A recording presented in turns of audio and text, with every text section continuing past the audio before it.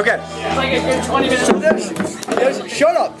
So there's a Cheerio box, right? And there's middle class Cheerios, there's upper class Cheerios that are like these badass landlords. Middle class Cheerios are like businessmen, lawyers, whatever. And then lower class Cheerios are just like straight peasants. And like these aren't farmers, these are actual peasants, like serfs in a modern society inside a Cheerio box. And so little Charlie Cheerio is born into one of these peasant families under the lordship of Steve Cheerio. And Charlie Cheerio, he's a very, very hard worker. You know, he knows what he's doing. And just straight from the time he's born, he's just working in the field. He's a great rice planter. He's a great wheat harvester. He's a great tomato picker. He just does it all, and he knows what he's doing. And so he does a really good job at all of this.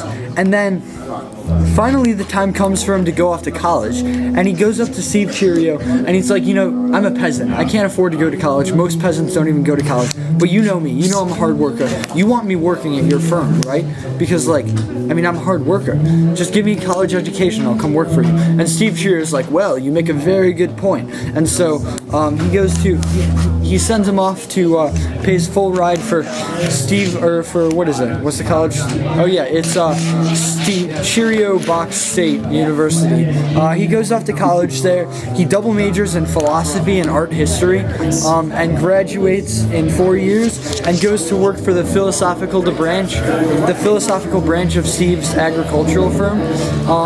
And he comes in as the assistant to the manager, which is a really good position for straight out of college. But like, you know, he knows this guy's legit because he's a hard worker. He's been working for him for 18 years already in the fields and stuff. So why wouldn't he?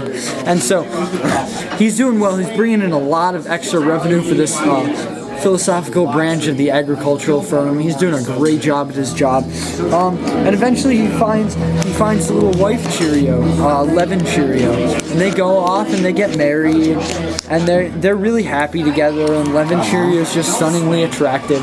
And then, you know, a couple months after the honeymoon, they discover, oh my God, we've got this baby, Caleb Cheerio. And, you know, Caleb Cheerio pops out, and beautiful, beautiful baby. And just looking into this baby's eyes, Charlie Cheerio's like, I gotta raise my family in a middle class society. And he goes up to Steve Cheerio and he's like, would you please raise me up to the middle class? Like, I know you've got the power. I know you can do this, just because, I mean, you know, you can pull strings. You're an upper class Cheerio, you know? And Steve Cheerio's like, well, give me 5 more years of hard work, and then I will do this for you. Then I will move you up to the middle class. And so Charlie Cheerio goes back. Charlie Cheerio goes back to work at the philosophical branch of the agricultural firm. Gets promoted from assistant to the manager to the assistant manager of the firm, and he does really well. Gets more money for the company. You know, what's the baby? Caleb Cheerios grows up to be 5 years old, goes off to whatever grade it is that 5-year-old Cheerios go off to. And then he goes back to Steve Cheerio and he's like, so how about that deal? Moving me up to middle class? I want to raise my family in a middle class society. You're going to be awesome. And then Steve Cheerio's like, well, you know what? That's an excellent idea. I guess I can move you up this year. And so Charlie Cheerio goes back and tells his family, and he's just ecstatic. He goes to Levin Cheerio, he's like, yes, we're moving up, baby. And then they you know, kiss each other for a little bit, and then he goes and tells Caleb Cheerio, who doesn't really know what's going on because he's only 5 years old, but they're all just so happy. And then they go up to at the end of the year, they go to the banquet where all the Cheerios that are getting moved up from the peasant class to the middle class go, and they all get together at it's kind of a tacky venue, and you know, Charlie Cheerio rented a tux with a clip-on like American flag tie, so it's a little bit tacky, but it'll work fine. And then Levin Cheerio's got this beautiful dress, cotton dress, and then they leave Caleb Cheerio at home with a sitter, and they go off to this banquet, and they go up to the front of the stage, there's three meals, 3 lines for food. and obviously the chicken line is out the door because like all Cheerios love chicken, of course. And then the beef line is, it's actually pretty small because beef isn't really raised that sustainably, and most Cheerios are very environmentally conscious. And then the fish line was like barely there at all because Cheerios really don't have a developed taste for fish, because if you imagine like how hard it is to get fish to a Cheerio box, I guess that sort of makes sense. And so, not the fish line had like 1 or 2 brave Cheerios in it that were willing to try it for the first time.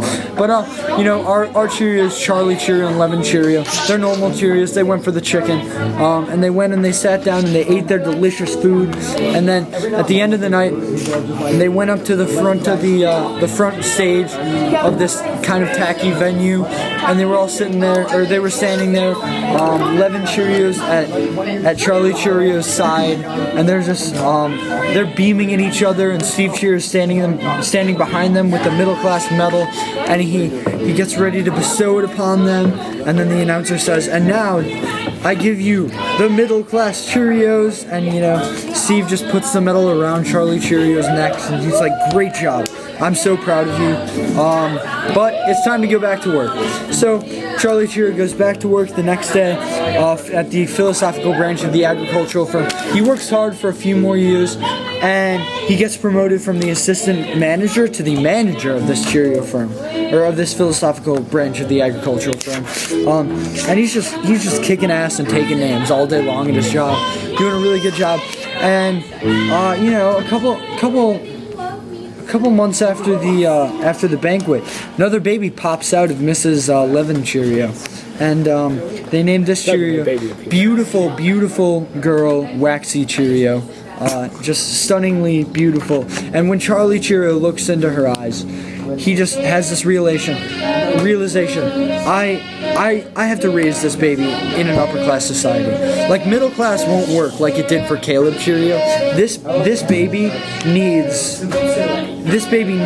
this society of the upper class society. And so he knows that he can't immediately ask Steve Cheerio off the bat. So he waits a year, then goes up to Steve Cheerio and he's like, "Would you please move me up to the upper class of Cheerios?" And then Steve Cheerio's like, "Well, I just moved you up. I think you're underestimating how hard this is to make a change like this. I've got connections, but like you need crazy connections for something like that. You need to be the president of Cheerio Land to do something like that. Give me 5 more years. I'll get it done for you." And so he goes back to work. Does a really good job at this philosophical branch of the agricultural firm, gets promoted from the manager of the philosophical branch of the agricultural firm to the president of the philosophical branch of the agricultural firm. Doing a really great job there. Really doing a good job just being in charge of the place. Getting a lot of extra revenue for this branch, and loving his family, big family man too. He's just a very successful guy. And then after those 5 years are up, he goes up to Steve Cheerio again, and he's like, "So, how about moving me up to the upper class like you promised?" And Steve Cheerio's like, "Oh, awkward. Could not pull those strings. How about give me another year? I'll get this done for you. Don't worry." And so he goes back to work at this philosophical branch of the agricultural firm, and he's just doing a great job. And then finally, after a year, he goes back to see Steve Cheerio, and Steve Cheerio's like, "Yes, I got you in to the banquet at the end of this year. I got you into the banquet at the end of this year. We can move you up to the upper class." And he's like, "You can thank the mob for that one. I've got connections." And so Charlie Cheerio's like, "Excellent, yes, thank you so much, Steve Cheerio. I'm gonna go home and tell my family right now." And then Steve Cheerio's like, "No, how about you finish your work, then you can go home." And so Steve Cheerio quickly finishes his work, and he goes home to tell Mrs. Levin Cheerio, and he's so excited. And then he tells Caleb Cheerio, and he's like, "Frick yeah, Dad!" And then he's like, "Watch your mouth, go up to your room." And then Caleb Cheerio's like, "Okay, fine." And then Caleb Cheerio goes up to his room, and then he tells little Waxy Cheerio, but of course Waxy Cheerio doesn't understand. And finally he tells Levin Cheerio, and she's like, "Yay!" And then they're just excited as a family, have a nice family dinner. And then at the end of the year, Charlie Cheerio bought himself a really nice tux with an actual bow tie, not just a clip-on.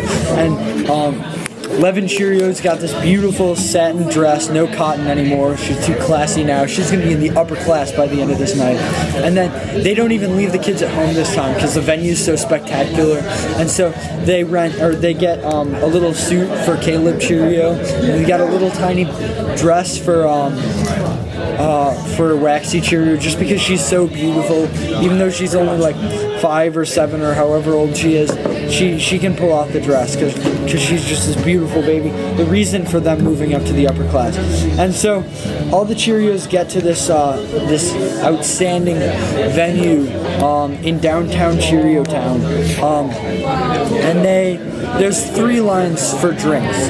There's one line that's like out the door for milk, obviously, and then the middle line is lemonade, and that line, it's like, medium, just because Cheerios and their lemonade, kind of like a love-hate relationship. Everyone either loves lemonade or hates it, but everyone likes milk in Cheerio Land, obviously, so it's not as big as the milk line.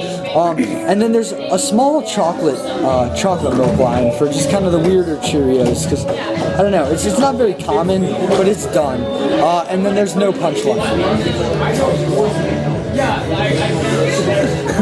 Wait. No.